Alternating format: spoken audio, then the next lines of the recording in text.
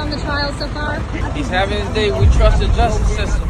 Yo, looks like Justin didn't just break his silence. He straight up torched the industry's dirty laundry.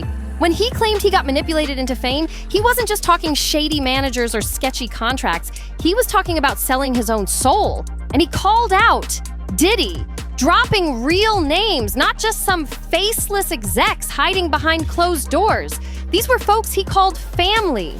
The same ones who built him up and then tore him down. And trust me, Hollywood is sweating bullets right now. If you've even halfway paid attention these past few months, you've seen the rumors blow up into sirens.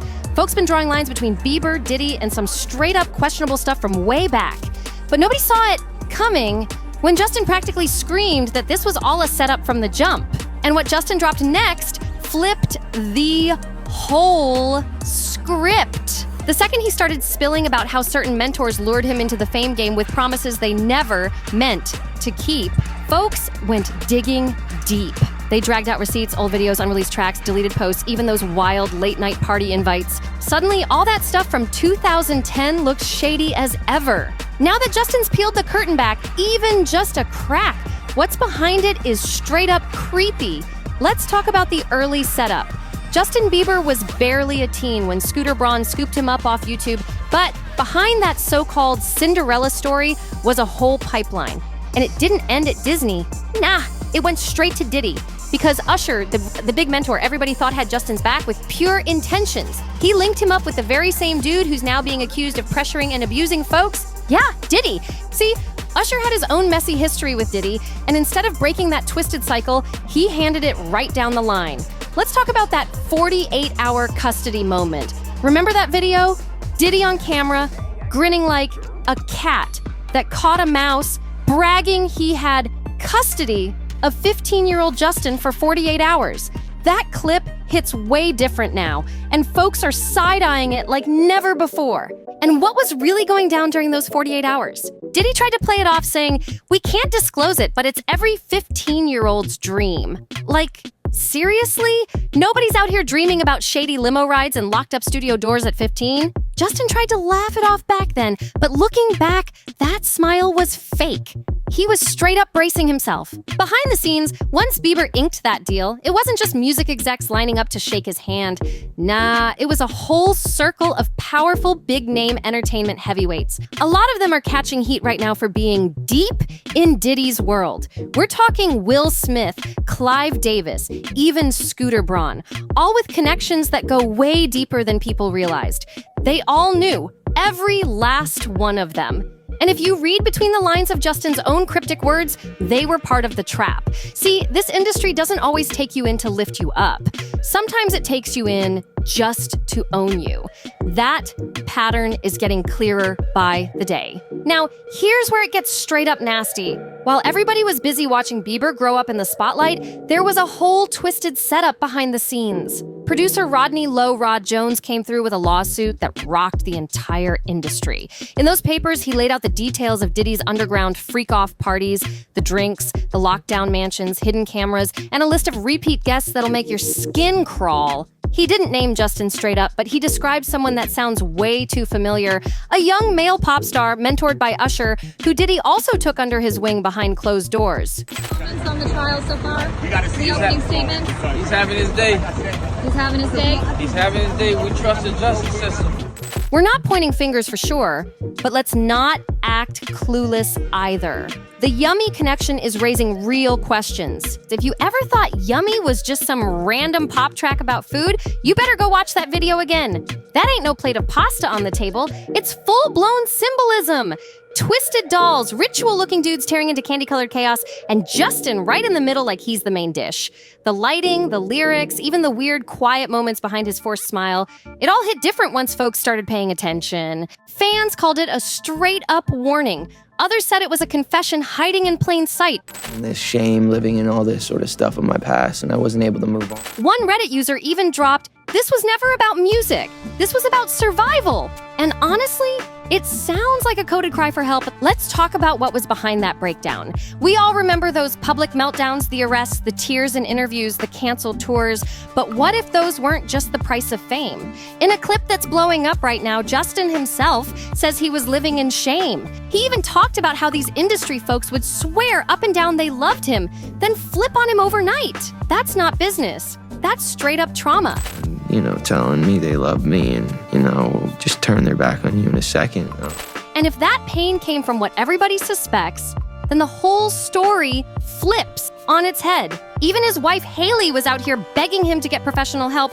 But how are you supposed to heal from something you can't even put a name on? Those silent statements, they were loud as hell. Here's where it turns extra spicy. When Diddy's case exploded in 2024, Justin didn't post no memes, no savage diss tracks, not even a tweet. Instead, his team slid out this cold, careful statement. Justin is not among Sean Combs's victims. There are individuals who were genuinely harmed by him. That's not an exoneration. That's a legal chess move. That's basically saying, look, I'm not claiming he did it to me, but he did it to somebody. And just like that, Justin unfollowed Usher, wiped out old photos, and went radio silent. But trust, silence don't always mean denial. Sometimes silence is the loudest scream in the whole room. Freak-offs, big names, and twisted secrets. Let's circle back to Rodney's lawsuit one more time because the tea is scorching hot. He laid out how male stars pulled straight into Diddy's circle with shiny promises of fame. But in exchange, let's just say it got way too personal. Stevie J allegedly got freaked for a Grammy nod, and there was even talk of some Philly rapper who dated Nicki Minaj. You don't need names when the silhouette is crystal clear. Fans clocked that real quick.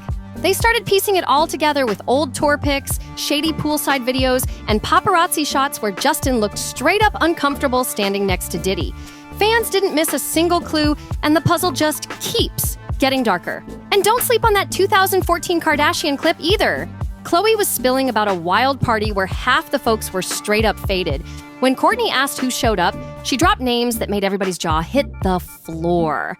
Diddy, Quincy, and Justin Bieber. Like, hold up. Everything's good? Selling out arenas and everything? Starting to act different, huh? You ain't been calling me and hanging out the way we used to hang out. If Diddy was already famous for those freaky parties and Bieber was barely 20 at the time, what was he even doing there? The public went off. One viral TikTok summed it up cold. Usher got Diddy, Bieber got Usher. So who's getting handed up next? Even the big media outlets are tiptoeing around this one, scared to go all in. Everybody's holding their breath, waiting to see if Justin's gonna name names in court, but whether he ever does. That's his call alone. So where's Justin standing now? He's not canceled, he's not falling apart, but he sure is stepping way back from the stage, the spotlight, and all those people who once claimed they were there to protect him. Maybe he's still trying to heal, or maybe he's just done being used as a shield for a twisted system that took advantage of him.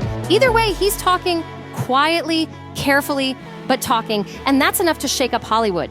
The industry is sweating, no question about it. So here's the real question. If Justin Bieber just cracked the door open on what really went down, who else is still hiding behind it, too scared to talk? Let's be real. This industry been feeding off silence for decades. When one star finally breaks loose and starts spilling even a whisper of the truth, that ain't just a random slip-up. That's a warning shot. Was Justin just another teen prodigy tossed into the lion's den by fame-hungry suits promising him the world if he stayed quiet and played nice? Or did he finally peep the empire built around him, realize what his silence was costing, and start yanking the threads one by one until the whole thing falls apart? For me, being that young and being in the industry and not knowing where to turn. Because this don't feel like a meltdown. This feels like the opening move in a long, overdue reckoning.